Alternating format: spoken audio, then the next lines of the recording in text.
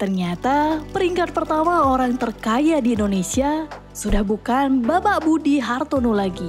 Nah, siapakah orang yang bisa menggeser posisi puncak orang terkaya Indonesia ini?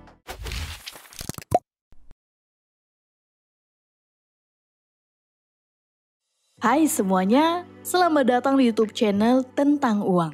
Di channel ini akan sharing berbagai hal yang berkaitan dengan uang. Semoga dengan menonton video ini, kalian bisa mendapatkan wawasan baru dan makin bijak dalam mengatur keuangan kalian. Jangan lupa klik tombol subscribe dan nyalakan lonceng notifikasi supaya kalian tidak ketinggalan video-video baru di channel ini. Bicara mengenai kekayaan memang tidak ada habisnya dan sangat menarik untuk diperbincangkan. Siapa sih yang gak mau menjadi kaya? Apalagi menjadi orang terkaya di Indonesia. Sekarang, posisi pertama orang terkaya di Indonesia sudah bergeser. Menurut Forbes, orang pertama di Indonesia saat ini adalah King Batubara atau Bapak Lou Tukong. Tidak tanggung-tanggung, kekayaannya Bapak Lou Tukong sebesar 26 miliar dolar atau kalau dirupiahkan sekitar 395 triliun rupiah. Kalau kayak gini, 7 turunan juga nggak bakalan ada habisnya sih. Kalau duit itu dipakai buat biayain hidup orang Indonesia yang UMR-nya 5 juta aja, bisa buat 79 juta orang tuh. Hampir sepertiganya penduduk Indonesia ya. Kekayaan Bapak Lou Tukong ini berhasil menyalip kekayaan orang terkaya kedua Indonesia yang saat ini yaitu Bapak Budi Hartono dengan kekayaan 25,3 miliar dolar atau kalau dirupiahkan sekitar 385 triliun rupiah.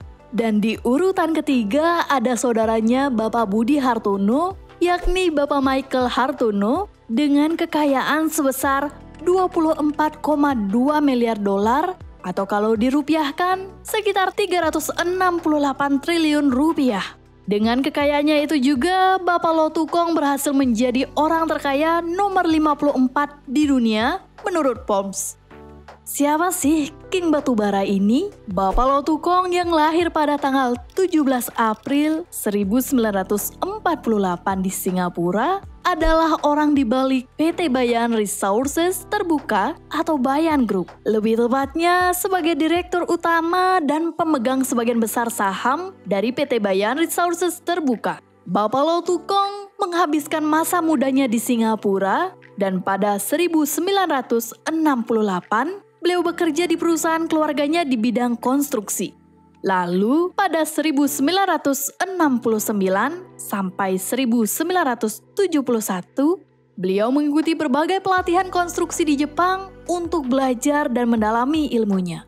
Kekayaan Bapak Lou Tukong terus menanjak seiring kenaikan harga saham PT Bayan Resources Terbuka. Nah, sekarang mari kita bahas PT Bayan Resources Terbuka dengan kode saham BYAN ini. PT Bayan Resources Terbuka itu tidak langsung berdiri begitu saja.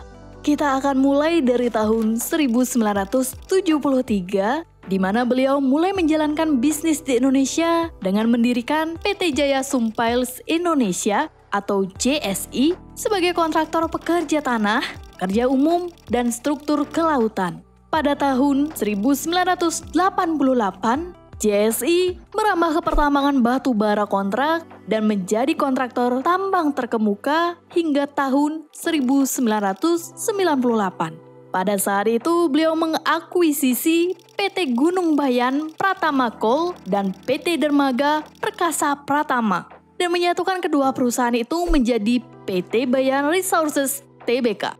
Dari perusahaan inilah beliau bisa mendapatkan kekayaan yang segede pertambangan batu bara itu juga. Di bawah kepemimpinan beliau, Bayan Group dengan cepat bertransformasi menjadi perusahaan tambang batu bara terintegrasi vertikal yang sukses dan bereputasi. Dengan memiliki 5 kontrak batu bara atau CCWO dan 16 konsensi penambangan atau IUP yang mencakup lebih dari 126.000 hektar yang berlokasi di Kalimantan Timur dan Selatan. Bayan Group juga memiliki beberapa infrastruktur batubara terdepan di Indonesia dengan kepemilikan atas Balikpapan Coal Terminal, dermaga perkasa dan wahana, serta 2 floating transfer barge dan fasilitas-fasilitas lainnya. Kekayaan beliau meningkat seiring kenaikan harga saham PT Bayan Resources, di mana kalau kita lihat pada grafik ini, harga saham BYAN saat ini sebesar 19.100 per lembarnya. Yang artinya kalau kalian ingin memiliki saham BYAN ini, kalian tinggal kalikan 100 saja. Maka dengan uang sebesar Rp1.907.500, kalian sudah memiliki 1 lot saham BYAN. Gimana? Kalian tertarik untuk membeli saham BYAN ini? Saham BYAN mulai menanjak naik pada bulan September 2021 dan pada November 2022, kenaikan saham BYAN sekali lagi menanjak sangat drastis. Saking naiknya terus saham ini, pihak perusahaan pada Desember 2022 melakukan stock split 1:10. Gimana nggak di-split? Dulu sebelum di-split, saham BYAN berada di atas level 94.500 per lembarnya. Berarti ketika kalian ingin memiliki saham BYAN ini, kalian perlu uang sebanyak Rp9.400.500 untuk 1 lotnya. Mahal banget kan? Maka dari itu pihak perusahaan melakukan stock split untuk memudahkan para investor untuk terjun membeli saham perusahaan ini. Kenapa ya saham BYAN ini bisa meningkat drastis seperti itu? Kalian masih ingat nggak tentang konflik Rusia-Ukraina, di mana Rusia merupakan pemasok gas terbanyak ke negara Eropa? Karena krisis energi global dan meningkatnya harga batu bara inilah penyebab naiknya harga saham BYAN hingga berkali-kali lipat. Faktor stock split yang dilakukan oleh perusahaan juga salah satu penyebab saham BYAN ini diminati oleh investor. Market cap dari saham BYAN juga merupakan 3 teratas di Indonesia dengan 633.000 billion. Di peringkat pertama, market cap ada Bank Sentral Asia, di peringkat kedua ada Bank Rakyat Indonesia. Sebenarnya, kekayaan beliau tidak hanya dari sektor batu bara saja. Beliau juga memiliki banyak cabang bisnis lainnya, seperti perusahaan energi terbarukan di Singapura, Matis Energy, dan perusahaan industri kesehatan Singapura Health Partner, hingga SEAX Global yang bergerak di bidang bisnis kabel bawah laut untuk jaringan internet yang menghubungkan Singapura, Indonesia, dan Malaysia. Tidak hanya itu, beliau juga memiliki anak perusahaan dari PT Bayan Resources yang bergerak di berbagai bidang.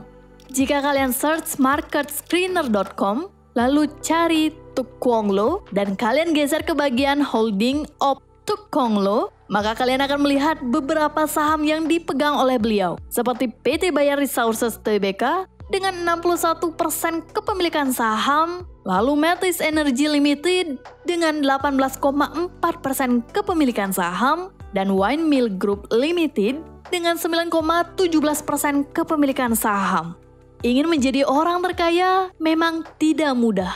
Memerlukan kerja keras, kerja cerdas, dan memerlukan waktu yang lama. Itu terbukti kebanyakan kekayaan orang terkaya di Indonesia, bahkan di dunia, didapat ketika umur mereka sudah beranjak tua. Fokus kita sebagai anak muda bukan bagaimana caranya menjadi kaya dengan cepat. Kita harus bisa fokus ke arah mengupgrade diri, memaksimalkan apa yang kita punya, dan selalu berusaha sebaik mungkin. Ingat, kerja keras aja tidak cukup. Perlu kerja cerdas untuk memaksimalkan uang yang kita miliki. Sekian dulu pembahasan kita kali ini. Bila merasa video ini bermanfaat, silahkan klik like. Bila suka dengan video-video seperti ini, silahkan subscribe channel ini dan jangan lupa nyalakan loncengnya. Jangan lupa follow juga sosial media tentang uang di Instagram dan TikTok. Dan jangan lupa cek video kami yang lainnya. Ingat, uang tidak bisa membeli kebahagiaan, tapi uang bisa memberi kebahagiaan. Sampai jumpa di video berikutnya.